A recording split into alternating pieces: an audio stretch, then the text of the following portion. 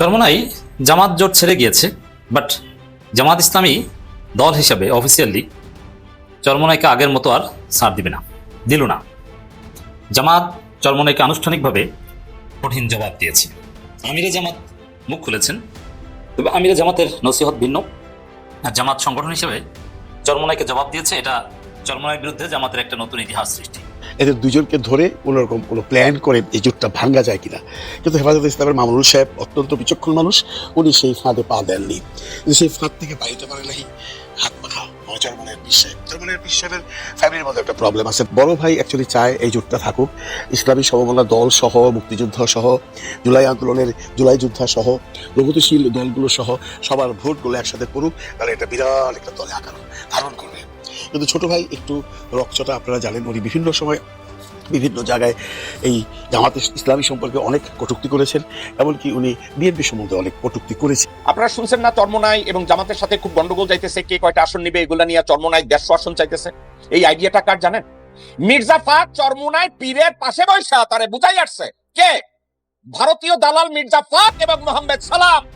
চরমোনাই জামাত জোট ছেড়ে যাওয়ায় মাঠ পর্যায়ে, জামাত শিবিরের মাঠ পর্যায়ে খুশির বন্যা, কিন্তু কেন্দ্রীয় জামাত ঠান্ডা মাথায় নীরবে নিবৃতে পরিস্থিতি পর্যবেক্ষণ করছে এবং তারা কোনো রিয়াকশন দিচ্ছে না কিংবা দিবে না।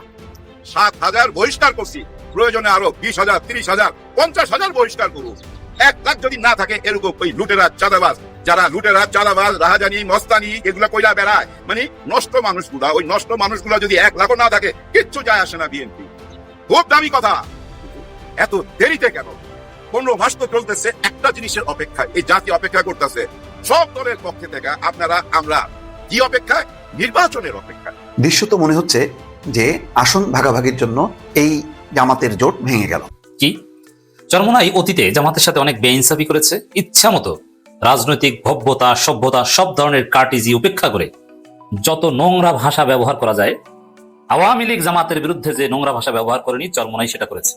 শিবিরকে বেয়াদব, বেআমল, বিশৃঙ্খল, এগুলো চরমোনাই বলেছে। আওয়ামী লীগ কিন্তু শুধু সন্ত্রাসী বলেছে, বেয়াদব বেআমল বলে না। এরা কাদিয়ানি, শিয়া, ইসলামী দল না, কাদিয়ানিদের চাইতে নিকৃষ্ট, ইসলামের শত্রু, মুনাফেক। জামাতকে এইসব কথা কিন্তু আওয়ামী লীগও বলে না। আওয়ামী লীগ বলেছে স্বাধীনতা বিরোধী রাজাকার, জাস্ট এতটুকু। চরমোনাই জামাতের উপর সেই বাবা পীর থেকে শুরু করে শায়েখে চরমোনাই, আরো অনেকে বক্তারা তো আছেই, তবে পীর সাহেব চরমোনাই কিছু বলেনি। I salute him, I respect him always. তিনি আসলেই একজন অসাধারণ নেতা, জনাব সৈয়দ রেজাউল করিম, তার প্রতি আমার সম্মান অলওয়েজ থাকবে। তো চরমোনাইয়ের বিরুদ্ধে যত ফতোয়া কেতাবও লিখেছেন তারা। তো জামাত অতীতে বিষয়টা কিভাবে ডিল করেছে, প্রেস কনফারেন্সে চরমোনাই বক্তব্য, ওয়াজে বক্তব্য, চ্যালেঞ্জ, লিখিত চ্যালেঞ্জ, কত চ্যালেঞ্জ, কিন্তু জামাত কখনো এগুলো অফিসিয়ালি ডিল করেনি। জামাতের মানহাজ ছিল চরমোনাই যা পারে গালাগালি করে করুক, এগুলো অফিসিয়ালি আমরা ডিল করবো না। সর্বোচ্চ জামাতের জনশক্তি দুই একজন জবাব দিত। কখনো বরিশালের আব্দুল হাকিম মাদানি পাল্টা বই লিখতেন, কখনো সিলেটের ইসহাক মাদানি পাল্টা বই লিখতেন। ইসহাক মাদানিরা মাঝে মাঝে বাহাস মোনাজেরাও করতেন। এরকম বিচ্ছিন্ন দু একটা ঘটনা আছে। আধুনিক যুগে, সোশ্যাল মিডিয়ার যুগে কখনো কখনো ডক্টর আবুল কালাম আজাদ বাসার, মাওলানা ফখরুদ্দিন, মোল্লা নাজিমুদ্দিন, এরা দু একটা জবাব দেওয়ার চেষ্টা করতেন, কিংবা ওয়াজে তারেক মনোয়ার, আমির হামজা, এরা দু একটা পাল্টা জবাব দেওয়ার চেষ্টা করতেন। কিন্তু সংগঠন হিসেবে জামাত কখনো চরমোনাইকে জবাব দেয়নি কিংবা ডিল করতে যায়নি। জামাতের দৃষ্টিভঙ্গি ছিল এটাই যে যা পারে বলুক, আমরা এই বিষয়ে নির্লিপ্ত থাকবো। এটা ছিল জামাত চরমোনাইয়ের অতীতের রসায়ন। কিন্তু এখন এটা একটা নতুন বাস্তবতা, নতুন বাংলাদেশ। চরমোনাই জোট ছেড়েছে, কিন্তু যাওয়ার সময় মিথ্যা অপবাদ দিয়ে কুচ্ছা রটনা করে জোট ছেড়েছে। এই জায়গায় জামাত অতীতের মতো চরমোনাইকে আর ছাড় দিল না। অতীতে চরমোনাই নানান সংবাদ সম্মেলনে বাবা পীর, অমুক পীর, তমুক পীর অনেক কথা বলেছে। গোলাম আজম, নিজামী এরা কখনো জবাব দেননি, তাদের প্রেস উইংও জবাব দেয়নি। মাঝে মাঝে বর্তমান আমি ডাক্তার শফিকুর রহমান কখনো জবাব দেননি, আগের তার মুতাকাদ্দিমিনদের মানহাজ অনুসরণ করার চেষ্টা করেছেন। তবে বিপরীতে চরমোনাই যদি কোনো ঐক্যের কথা বলতো, তখন আমির জামাত সেটাকে অ্যাপ্রিসিয়েট করতেন। আওয়ামী লীগ আমলে একবার পীর সাহেব চরমোনাই ঐক্যের কথা বলেছেন, যদিও তাদের তখন ঐক্যের যে হিসাব সেটা জামাত বাদে ঐক্য। অনেকে বলেন যে তাদের এক পা বরিশালে আর এক পা ভারতে, যাই হোক এটা অনেকে বলেন। সেই জায়গায় আমির জামাত ফেসবুক পোস্ট দিয়ে ধন্যবাদ জানিয়েছেন প্রিয় ভাই পীর সাহেব চরমোনাই, জনাব মুফতি সৈয়দ রেজাউল করিমকে। কিন্তু জামাত সম্ভবত আগের মানহাজে এখন আর নেই। রাজনীতিতে চরমনাইকে জামাতকে গালাগালি করার, তহমত দেওয়ার, মিথ্যা অপবাদ দেওয়ার ব্ল্যাঙ্ক চেক দিবে না। জামাত সেই ঘটনা ঘটিয়েছে। দর্শক, এটা কি নতুন ইতিহাস বলি, নতুন অধ্যায় বলি। জামাত কি করেছে দেখেন। জামাত ইসলামীকে নিয়ে জনাব গাজী আতাউর রহমানের বক্তব্যের স্পষ্টীকরণ। তবে এখন পর্যন্ত আতাউর রহমানের বক্তব্যের জবাব, প্রতিবাদ এইসব শব্দ ব্যবহার করা শুরু করেন নাই, তবে স্টার্ট করেছে। সামনে চরমনাই যদি তাদের মিথ্যাচার অব্যাহত রাখে তাহলে জামাত প্রতিবাদ হিসেবে জবাব দিবে, বোঝা যায়। যেহেতু এই প্রথম বিবৃতি আসলো চরমনাইয়ের বক্তব্যের বিপরীতে, এটা আমি ভেবেছিলাম যে তারা এটাকে মূল্যায়ন করবে না, জামাত নির্লিপ্ত থাকবে, যা বলার বলে, গুরুত্বহীন। কিন্তু না, জামাতের এই সাজানো সংসারকে তছনছ করে চলে যাবে আর জামাত তাদেরকে ব্ল্যাঙ্ক চেক দিবে, মনে হয় সেটা না।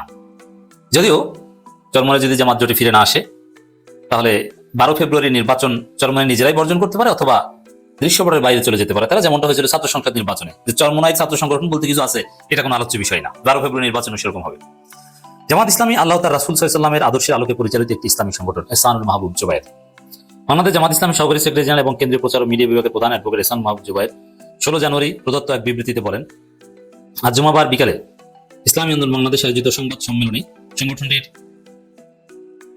মুখপাত্র এবং যুগ্ম মহাসচিব জনাব গাজী আতাউর রহমান সম্প্রতি খ্রিস্টান সম্প্রদায়ের একটি সংগঠনের দায়িত্বশীল নেত্রী বরাদ দিয়ে যে বক্তব্য দিয়েছেন তা সঠিক নয়।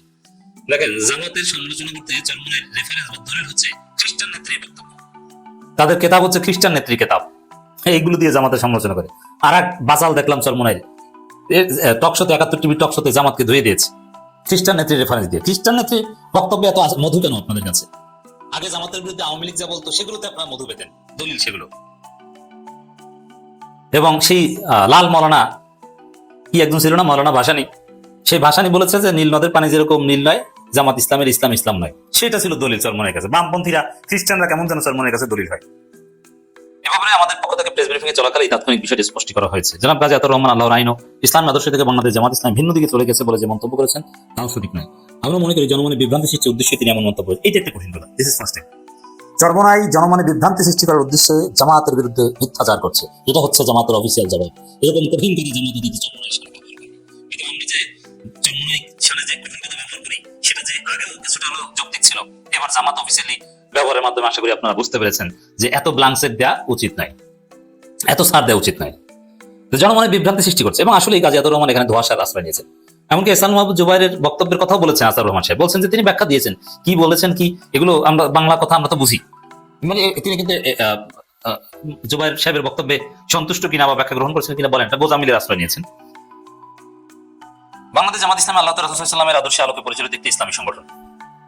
জনাব গাজী আতাউর রহমান আরেক অভিযোগের প্রেক্ষিতে অ্যাডভোকেট জুবায়ের বলেন, বাংলাদেশ জামাত ইসলামী সবসময় রাজনৈতিক শিষ্টাচার বজায় রেখে পারস্পরিক সম্মান ও শ্রদ্ধার ভিত্তিতে সকল রাজনৈতিক দলের সঙ্গে আচরণ করে থাকে। কারোর সঙ্গে রাজনৈতিক শিষ্টাচার পরিবর্তিত আচরণ আমরা করি না। আমিরে জামাতের বিরুদ্ধে এরা সেন্স অফ হিউমার বুঝে না। আমিরে জামাত মজা করে পীর সাহেব চরমনাইকে বলেছিলেন, ভাই দেখেন প্রথম আলো জরিপ করেছে, সেখানে আপনাদের ভোট 0.01%, অথচ প্রথম আলোর জরিপের বিরুদ্ধে পুরো জামাত শিবির সমাজ ঝাঁপিয়ে পড়েছে।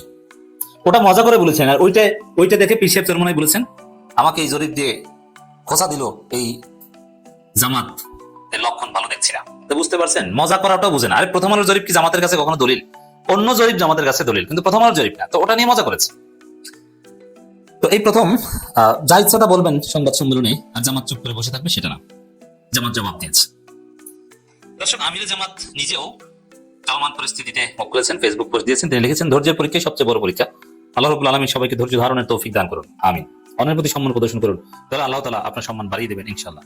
এবং চরমনাই যে জামাতের বিরুদ্ধে অপবাদ দিচ্ছে, কুচ্ছা রটনা করছে, ওরকম কুচ্ছা রটনা না করে ধৈর্য ধারণ করেন, শান্তিপূর্ণভাবে প্রজ্ঞার সাথে বিষয়টা ডিল করেন। এটি আমিরে জামাতের নসিহত। মানে চরমনাইকে টিট ফর ট্যাট করা যাবে না। জবাব জুবায়ের সাহেব যেরকম ভদ্র ভাষায় দিয়েছেন, দ্যাটস এনাফ।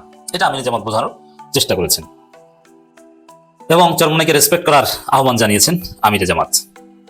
তো দর্শক, জামাত এই বিবৃতি দেওয়ার পর চরমনাইয়ের জন্য জামাত ইসলাম থেকে দূরে সরে গেছে, এইসব কথা বলা জায়েজ নাই। আর ইসলাম থেকে দূরে সরে গেছে এটা মামুনুল হকরা বুঝলেন না, আহমদ আব্দুল কাদেররা বুঝলেন না, আর বুঝলেন চরমনাই। শুধু চরমনাই বুঝে, আর দুনিয়ার কোনো আলেম বুঝে না। চরমনাই আলেমদের সাথে পরামর্শ করতে চায়, জোট রাখবে কি রাখবে না। তো জামাতের সাথে এতদিন যে আলাপ আলোচনা করেছেন, একসাথে চলেছেন, তখন আলেমদের সাথে পরামর্শ করেন নাই। এখন ভাগ বাটোয়ারায় টান পড়েছে বলে পরামর্শ করতে এসেছেন। চরমনাইয়ের কথা কাজে কোনো মিল নেই। জামাতের এই আনুষ্ঠানিক বিবৃতি চরমোনাইয়ের ব্যাপারে জামাতের নতুন দৃষ্টিভঙ্গির বহিঃপ্রকাশ।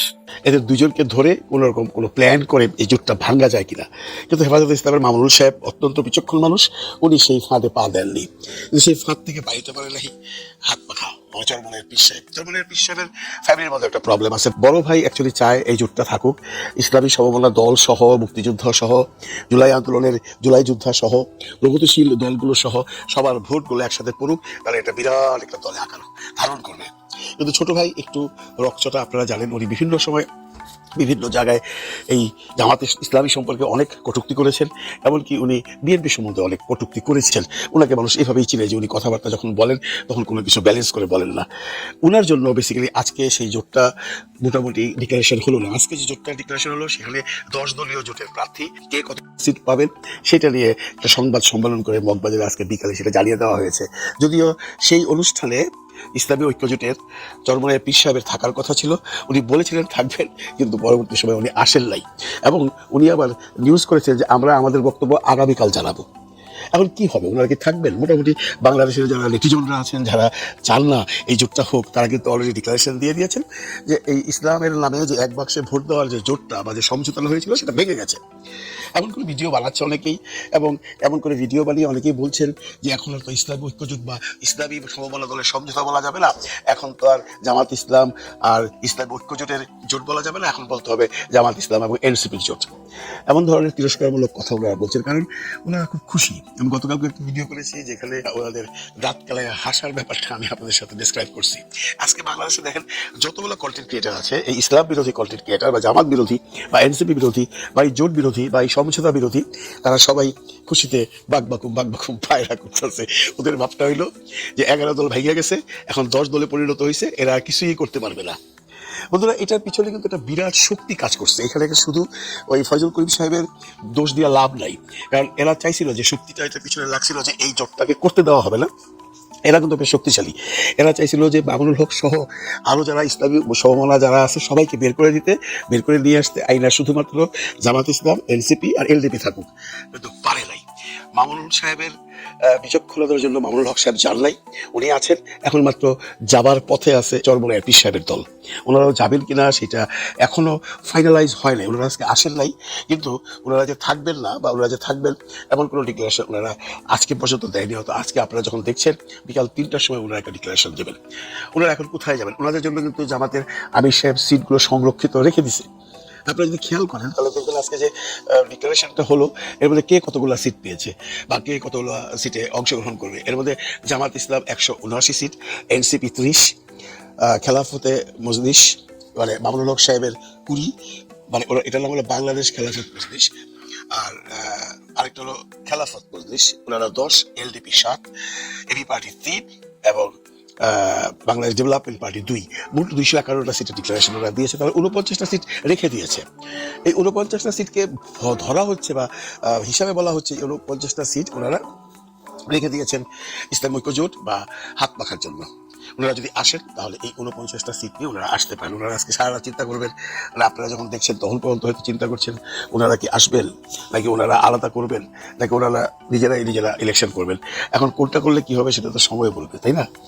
আমার মনে হয় যে ভুলটা ইসলামী ঐক্যজোট বা চরমোনাইয়ের পীর সাহেব করলেন, সেটার জন্য ওনাকে বেশ খেসারত দিতে হবে। কারণ চরমোনাইয়ের পীর সাহেবের দলের এমন কোনো ভুল ব্যাংক নেই যে ওনারা পাস করে এসে সংসদে বসতে পারবেন। এইবার কিন্তু একটা সুযোগ ছিল। আপনারা যে অতীতের দিকে তাকান, অনেকবার ওনারা ইলেকশন করেছেন, কখনোই সংসদে যেতে পারেনি। এইবারই ছিল প্রথম চান্স যে ইসলামী এই যে জোটটা, এই যে সমঝোতার জোটটা, যেখানে সবার ভোট একসাথে পড়বে। যেমনটি ধরেন ইসলামী ঐক্যজোটের হাত পাখা নিয়ে একটা জায়গায় একটা কনস্টিটিউন্সিতে উনি দাঁড়ালেন, ওখানে কিন্তু এনসিপির কোনো ক্যান্ডিডেট নেই, এলডিপির কোনো ক্যান্ডিডেট নেই, জামাতের কোনো ক্যান্ডিডেট নেই, খেলাফত মজলিসের কোনো ক্যান্ডিডেট নেই। ওইখানে ইসলামী সমমনা যত ভোট আছে, যেমনটি জামাত ইসলাম, এনসিপির যত ভোট আছে, এনসিপির যত ভোট, সবগুলো কিন্তু এই চরমোনাইয়ের পীর সাহেবের পকেটে যেত, হাত পাখার ঘরে পড়তো। এখন কিন্তু সেটা পড়বে না। তারপরেও কেউ আশা ছাড়েনি। আমাদের আমির সাহেব সাহেব অত্যন্ত বিচক্ষণ মানুষ। উনি কিন্তু সুন্দর একটা ফেসবুক স্ট্যাটাসও দিয়েছেন যে দেখুন, আপনারা যারা এরা চলে যাওয়ার জন্য বিভিন্ন রকম অশুভ মন্তব্য করছেন, সেগুলো থেকে বিরত থাকুন। কেউ যদি আমাদের কাছে আসতে না চায়, তাকে জোর করে আনা যাবে না, আমরা চেষ্টা করছি, কিন্তু আপনারা কোনো অশুভ মন্তব্য করবেন না। দেখেন বন্ধুরা, আমি যখন এই ইসলামী ঐক্যজোট বা চরমনের পীর সাহেবকে নিয়ে আগে কন্টেন্ট করতাম বা করেছি এই 2-4 দিন 10 দিন আগে, তখন দেখতাম ওখানে অনেক কমেন্ট আসতো যে ইসলামী ঐক্যজোটকে বাদ দেন, চরমনের পীর সাহেব লোক ভালো না, উনি পাগল, ওনাকে ছাড়াই করুক, জামাতে একা একটা বিরাট শক্তি, সাথে এনসিপি আছে, এলটিপি আছে, মানে অনেক ধরনের নেগেটিভ কথা বলতো। আমিও কিন্তু তখন আপনাদেরকে বলেছি, ভাই আমাদের নেগেটিভ কথা কেউ বলেন না, সবারই কিছু না কিছু ভোট তো আছে। ইসলামী ঐক্যজোট বা চরমনের পীর সাহেবের 3% ভোট আছে বলা হয়। 3% ভোট কিন্তু একটা ইলেকশনের জন্য অনেক বড় ব্যাপার। কাজেই সেই চিন্তা করে আমির সাহেব এখনো আশাবাদ ব্যক্ত করে আছেন যে কালকে হয়তো তারা এই 49টা সিট নিয়ে আসবেন। আর যদি না আসে তাহলে কি হবে? এই যদি না আসে বা না আসবার জন্য একটা গ্রুপ কিন্তু কাজ করতেছে ভাই, ওদের জন্য, ওরা যেন কোনো অবস্থাতে না যায় জামাতের সাথে। তাতে করে কি খুব বড় ক্ষতি হয়ে যাবে জামাতের? আমার মনে হয় না। আপনার কি মনে হয়? ইসলামী ঐক্যজোট যদি এই ইসলামী সমমনা বা সমঝোতার দলের না থাকে, তাহলে জামাত ইসলামের যে সমঝোতা গোষ্ঠী যেটা হয়েছে 10 দলের, যদি আমি ওদেরকে বাদ দিই, তারা কি খুব বিপদে পড়ে যাবে? আমার মনে হয় না। কারণ ইসলামী ঐক্যজোটের যে ভোটটা আছে তার পার্সেন্টেজ যদি 3% হয়, আমি জানি এর মধ্যে অনেকগুলো জায়গায় হয়তোবা তারা তাদের 3% প্লাস জামাত ইসলাম অন্যান্য দলের দিয়ে তারা একটা জায়গায় পৌঁছতে পারতো, জীবনের প্রথম হয়তোবা সংসদে যেতে পারতো। এবার তারা যদি একক ইলেকশন করেন, তাহলে তারা আদৌ সংসদের সিট পাবে কিনা সেই প্রশ্ন কিন্তু থেকে যায়। আমার মনে হয় না এরা যদি একা ইলেকশন করে, আমি কাউকে ছোট করে বলছি না, তাহলে হাত পাখা মনে হয় না খুব একটা ভালো রেজাল্ট করতে পারবে।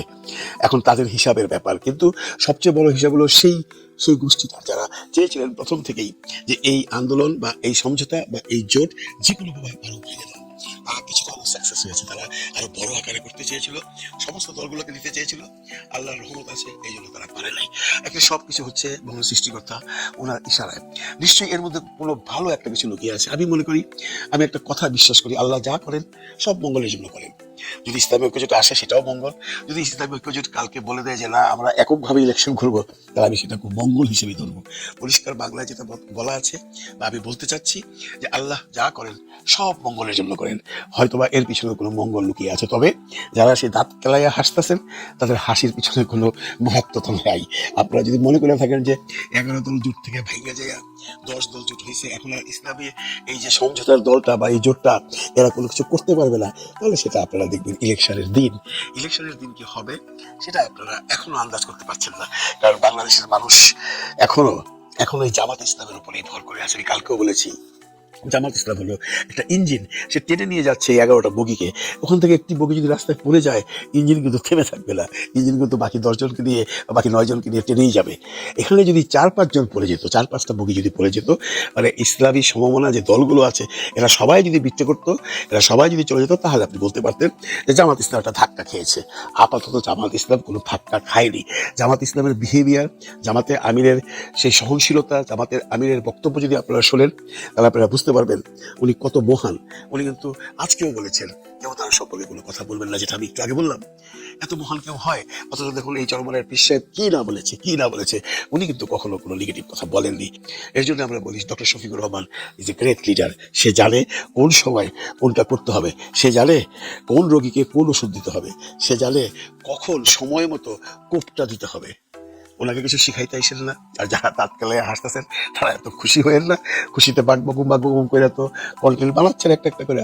ওয়েট এন্ড সি, যদি কোনো কারণে চরমনের পীর সাহেব বলে দেয় যে আমি তাদের সাথে নেই, আলহামদুলিল্লাহ, জামাতের সাপোর্টাররা খুশি হবে, দুঃখ পাবে না। আর উনি যদি আসেন তাও আমরা খুশি আছি। আর আমাদের শেষ কথা, আল্লাহ যা করেন ভালোর জন্যই করেন। ভালো থাকবেন সবাই, ভালো রাখবেন সবাইকে। আল্লাহ হাফেজ। চরমোনাই 150 আসন চাইতেছে, এই আইডিয়াটা কার জানেন? মির্জা ফাক চরমোনাই পীরের পাশে বৈশা তারে বুঝাই আসছে কে? ভারতীয় দালাল মির্জা ফাক এবং মোহাম্মদ সালাম, এই নান্দির ঘরের বান্দি চরমোনাই পীরের পাশে যাইয়া কইছে জামাতের লগে জোট করেন কিন্তু আপনাদের আসন ছাড়া যাবে না, জামাত আপনাদের কিছু না দিলে বিএনপি আপনাদেরকে দিবে। এখন চরমোনাই কি করছে? চরমোনাই চিন্তা করছে আমরা বিএনপির লগেই যাই। আপনি দেখেন এই চরমোনাই আর এর মির্জা ফাক এবং মোহাম্মদ সালাম নন্দির ঘরের বান্দি। দেখেন আসসালামু আলাইকুম।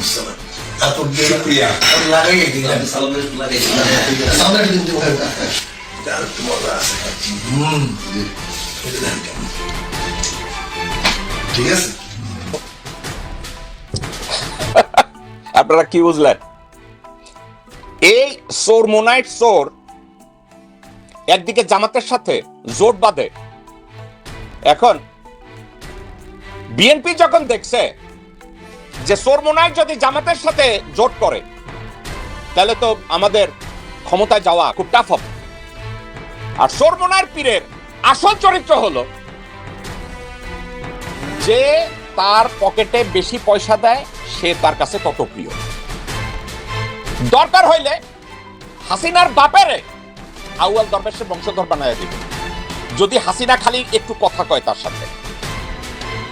এই মির্জা ফাক আর নন্দিরগড়ের বান্দি মোহাম্মদ সালাম গেছে না ওইখানে যাইয়া বুঝাই আইছে তারেক রহমান আপনারে কোলে বসাইব, আপনারে বরিশালের মেয়র বানাইব, দরকার হইলে আপনারে মন্ত্রী বানাইব। দেখছেন খুশিতে কত প্রকার আতর তার হাতে তুলে দেয়, দেখছেন না? এবং জামাত ইসলামী তারপরেও চেষ্টা করে যাচ্ছে এদের সাথে কম্প্রোমাইজ করা যায় কিনা। জামাত ইসলামী ভালো করছে না খারাপ করছে জামাতের রাজনীতি জামাত বুঝে, কিন্তু সাবজেক্টটা কোথায়? তারা বলে না রাজাকার রাজাকার রাজাকার, রাজাকারদের সাথে রাজনীতি করা যাবে না, মৌলবাদের সাথে রাজনীতি করা যাবে না। তো চরমোনাইয়ের ওইখানে আপনারা গেছেন কার বাল ছিটতে? মির্জা ফাক। চরমোনাইয়ের এই মুনাফেক এদের কাছে আপনারা গেছেন কেন? মোহাম্মদ সালাম, আপনাদের দুইজনের নামের পরিবর্তন করেন। আপনাদের এই সালাম আর ফাক এগুলা বাদ দেন। একেবারে ঠান্ডা মাথায় আমি যদি বলি নন্দির ঘরের বান্দি, আপনারা তাই, আপনারা মানসিক ভাবে একেবারে জাস্ট নন্দির ঘরের বান্দি। তারপরে ওনারা একটা টাইমে বিশ্বাস করলো কি 5ই আগস্টের পর উনি আসবে, আজ কাল করতে করতে একটা টাইমে দেখা গেল ভাই 15 মাসই পার হয়ে গেছে, অনেক লম্বা টাইম। কিন্তু এর মধ্যে আবার নির্বাচনের তফসিল ঘোষণা হয়ে গেছে। যাই হোক, একটা টাইমে উনি আসছে। আজকেও দেখলাম এই যে মেডিকেলে যে পরীক্ষা দেয় না, পরীক্ষা দিয়ে কেউ একজন একটা ছাত্র ভাই 1 নম্বর হয়েছে। 1 নম্বর হওয়াতে ওই ছাত্রকে তার বাবাকে সবাইকে ডেকে গিফট দিচ্ছে এবং উৎসাহ প্রেরণা দিচ্ছে, হাত মিলাইতেছে। খুবই সুন্দর সুন্দর কাজ হচ্ছে, কিন্তু দেখতে ভালো লাগে। কিন্তু এমন কোনো কিছু কি মনে হয় যে ওনার ব্যক্তিগত ইমেজ ভালো হচ্ছে ওনার দলের ইমেজের চেয়ে? এটাই কি প্রমাণ করে? এই ভালো কাজগুলো দিয়ে কি বোঝাতে চাচ্ছে? যে দেখেন আমি কি রাজনীতি চাই, আই হ্যাভ এ প্ল্যান, আমার মধ্যে একটা পরিকল্পনা আছে, আমি সেই পরিকল্পনাটা মুখে বলবো না, ধীরে ধীরে বাজারে আপনারা দেখতে পাবেন। তার মধ্যে এই যে নমুনাগুলা, এই যে রিক্সাওয়ালা ভাইদের সঙ্গে হাত মিলানো, ওনাদের সঙ্গে কথা বলা, এই যে ছাত্র ভাইকে ডাইকা নিয়ে গিফট দেওয়া, উৎসাহ প্রেরণা দেওয়া, আরো এরকম অনেকগুলা ঘটনা ঘটতেছে। আবার আজকে গেছে আমাদের রাষ্ট্রপ্রধানের সাথে ডক্টর ইনুস স্যারের সাথে দেখা করতে। এই দেখাতে হয়তো আলোচনা হবে, কারণ উনি বগুড়ায় যেতে চায়। এর মধ্যে বগুড়াবাসীর জন্য একটা সুখবর দেখলাম, ওইখানে ফ্রি ওয়াইফাই 20টা জায়গায় শহরের আশেপাশে। আমি জানি না যারা বগুড়াবাসী আছেন একটু কমেন্ট করে জানাবেন আমার এই কন্টেন্টটা যদি আপনাদের চোখে পড়ে, যে বগুড়াতে 20টা জায়গায় ফ্রি ওয়াইফাই দিয়েছেন উনি। ওই যে আই হ্যাভ এ প্ল্যানের মধ্যে দেখেন ধীরে ধীরে প্রকাশ পাচ্ছে 20টা ওয়াইফাই দিছে এবং সারা বাংলাদেশেই দিবে। আবার ওই যে ফ্যামিলি কার্ড তো আছেই, কৃষক কার্ড। আর এটা নিয়ে আবার আমাদের এই যে খসরু সাহেব, হ্যাঁ আমির খসরু সাহেব খুব সুন্দর কিছু কথা বলছে। তবে ওনার এই কথাগুলা একটু দেরি হয়ে গেছে। আর দেরি হওয়ার পিছনে আমার মনে হয় কারণ ওই যে out of sight out of mind, উনি চোখের আড়ালে ছিল। উনি যখন সামনে আসছে হয়তো উনি আদেশ করছে, উনি বলছে যে এই কথাগুলা মানুষকে বুঝান। কি কথা? চাঁদাবাজি নিয়ে কথা বলছে।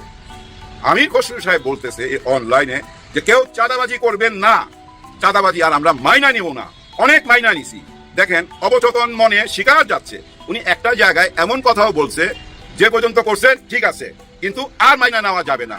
এই বিএনপি সেই বিএনপি না, মানে সেই বিএনপি বলতে কি বুঝাইছে, মানে চাঁদাবাজ বিএনপি না।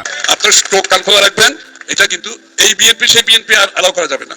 যারা যারা করছে আমি তাদের এখন পর্যন্ত করছে ঠিক আছে, কিন্তু আগামী দিনে যাতে আমরা না শুনি যে কেউ কোনো বিএনপি নেতা কোনো জায়গায় চাঁদাবাজি করতেছে, দখলবাজি করতেছে, মাস্তারি করতেছে। কিন্তু আমরা পারবো, বিএনপি আগেও করেছে, আপনাদের মনে আছে?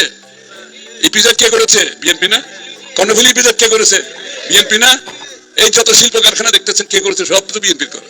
বিগত দিনে করলে আমরাই করতে পারবো, আর কেউ করতে পারবে না ইনশাআল্লাহ। কিন্তু উনি কিন্তু একবারও বলে নাই ওই যে 200 জনের উপরে, ওনারা নিজেরা 200 জনের উপরে চলে গেছে, এই কথা কিন্তু উনি বলে নাই। কিন্তু নতুন এক বিএনপির জন্য উনি ঘোষণা দিল আগে, মানে 15 মাস যা করছো ঠিক আছে, উনি বলতেছে কিন্তু মাইনা নিতে আছে, ঠিক আছে, কিন্তু আর করতে দেওয়া যাবে না। এই কথাটা আরো আগে বললে ভালো হইতো না? 15 মাস আগে এরকম একটা ধমক দিলে অনেক পরিবর্তন আসতো। উনি নিজে বলতেছে 7,000 বহিষ্কার করছি, প্রয়োজনে আরো 20,000, 30,000, 50,000 বহিষ্কার করুন। 1 লাখ যদি না থাকে এরকম ওই লুটেরা চাঁদাবাজ, যারা লুটেরা চাঁদাবাজ রাহাজানি মস্তানি এগুলা কইরা বেড়ায়, মানে নষ্ট মানুষগুলা, ওই নষ্ট মানুষগুলা যদি 1 লাখও না থাকে কিচ্ছু যায় আসে না বিএনপি। খুব দামি কথা, কিন্তু এত দেরিতে কেন? 15 মাস তো চলতেছে একটা জিনিসের অপেক্ষায়, এই জাতি অপেক্ষা করতেছে। সব দলের পক্ষে থেকে আপনারা আমরা কি অপেক্ষায়? নির্বাচনের অপেক্ষায়। বেসিক কোনটা? নির্বাচন, একটা নির্বাচন চাই। হ্যাঁ, এই নির্বাচনটা যদি ওই যে 5ই আগস্টের মনে করেন যে ঠিক 3 মাস পর হয়ে যাইত, কেউ কি আমরা টের পাইতাম? কেউ কি বুঝতে পারতাম? বুঝতে পারতাম না। আসল সত্য উদ্ঘাটন হতো না তো ভাই। হ্যাঁ ভাই, 100% কনফার্ম থাকেন। এখন যে জরিপ টরিপ করতেছে না, কোনো জরিপই লাগতো না। বিএনপি ক্ষমতা আসতো যদি তারেক রহমান সাহেব 8ই আগস্টের পরপরই চলে আসতো। হ্যাঁ, ডক্টর ইউনূস স্যার আসার সঙ্গে সঙ্গে ওনার তো বুঝতেই পারছে যে ডক্টর ইউনূস স্যার যখন ঢুকে গেছে, আমি কেন অপেক্ষা করতেছি, আমিও চলে যাই না কেন? যেমন আজকে গেছে দেখা করতে, আজকে যা অনেক কথাবার্তা হবে, নিশ্চয়ই এর মধ্যে বগুড়া যাওয়ার কথাবার্তা হবে। প্রতিটি জেলাতেই উনি যেতে চায়। লেট হয়ে গেল না? আর আছে কত? 26-27 দিন, অনেক লেট। হ্যাঁ, চোখের আড়ালে থাকলে মনের আড়াল হয়ে যায়। যাই হোক, আমার মনে হয় তারেক রহমান সাহেব মানুষের মন জয় করতে পারছে। ওনার ব্যাপারে কেউ কিন্তু এ পর্যন্ত নেগেটিভ কিছু বলতেছে না। হ্যাঁ, কথা উঠছে উনি কি বাংলাদেশি পাসপোর্টধারী না ব্রিটিশ পাসপোর্টধারী? হ্যাঁ, ব্রিটিশ পাসপোর্ট না বাংলাদেশের পাসপোর্ট? কারণ পাসপোর্ট করতে তো ভাই আইডি কার্ড লাগে, কিন্তু আমরা তো দেখলাম উনি আসার পর আইডি কার্ড নিছে। কিন্তু তাহলে প্রশ্ন চলে আসে না, ইন করলো কিভাবে তাইলে? হ্যাঁ, ওই যে একটা পাস নিয়ে ইন করে না, তাহলে ওই পাসটা নিয়ে যদি ইন করে থাকে সেটার ভাই মেয়াদ থাকে একটা, কত দিনের জন্য? এইসব অনেক রকম প্রশ্ন চলে আসছে। কিন্তু আমি মনে করি এই যে উনি ব্রিটিশ পাসপোর্টধারী না বাংলাদেশ পাসপোর্টধারী, আবার উনি ওইখানে টিক মার্কও দেয় নাই, ওই যে হলফনামায়, মানে উনি কোন দেশের নাগরিক এটা আমি জানি না, কিন্তু আমি বিভিন্ন জনের কন্টেন্ট দেখে যেটা বুঝলাম। কিন্তু আমি এই জায়গাটা একটু আপত্তি জানাইতে চাই, প্রতিবাদ করতে চাই। আপনারা যারা এই ধরনের কথাগুলা তুলে আনতেছেন, ধরেন কেউ যায় যদি উচ্চ আদালতে রিট কইরা দিল আর ওনার এই হলফনামা অবৈধ কইরা দিল, তাহলে ভাই বিএনপি নির্বাচন করবে? নিশ্চয়ই করবে না। ভেজাল লাগান কেন? সব ভুল না তো, আপনাদেরকে বাস্তবতা মাইনা নিতে হবে। কোন পরিস্থিতিতে উনি এই দেশ ছাড়া হয়েছিলেন? উনি যেদিন এই দেশ থেকে চলে যান 16-17 বছর আগে, পায়ে হেঁটে যেতে পারে নাই, এই মাটির স্পর্শ পায় নাই, কারণ উনি অ্যাম্বুলেন্স থেকে নাইমা হুইল চেয়ারে পড়ে গেছে, উনাকে ঠেলা নিয়ে গেছে, উনি তখন কাঁপতেছিলেন, থরথর করে কাঁপতেছিলেন। তার মানে মাটির স্পর্শ পায় নাই। দেখেন উনি দেশে আইসা কিন্তু সেই মাটি স্পর্শ করলো, জুতা খুললো, মোজা খুললো, মাটিতে পা দিল। বুঝার চেষ্টা করলেন সব ভুল না তো। অনেক বড় বিপদ গেছে ওনার ফ্যামিলিতে, পরিবারে, নিজের ভাইকে হারাইছে, মাকে হারাইছে। কথাগুলো বুঝার চেষ্টা করেন, তাই সব ভুল ধরেন না। আইন যতই টাইট করেন না কেন, ফাঁক খুঁজে বাই করতে হবে, কারণ উনাকে থাকতে হবে। উনি না থাকলে তো বিএনপি নির্বাচনই শেষ হয়ে যায়, তাই না? এরপরে কি দাঁড়াবে জানেন? বিএনপি যায় আওয়ামী লীগের সাথে যোগ দিবে। আর এই দুইটা বড় দল যদি যোগ দেয় ভাই, দেশে শান্তি থাকবে? শান্তি থাকবে না। যার জন্য ওই যে মেধাবান নেতা, স্মার্ট নেতা, হ্যাঁ, বাংলাদেশের স্মার্ট নেতা, যার প্রেমে আমি পড়ছি ভাই, হ্যাঁ, অনেক ভালোবাসি ডাক্তার শফিকুর রহমান স্যারকে। অন্য মাপের খেলোয়াড় তো ভাই, বুদ্ধি দিয়া চলে, ইমোশন সবকিছু আছে, এগুলো চাইপা রাখে। ভারত নিয়ে ওনাকে যখন প্রশ্ন করছিল, কি বলছিল? এমন কোন কথা বলছে যেটা নিয়ে বিতর্ক হয়েছে? না, বলে নাই।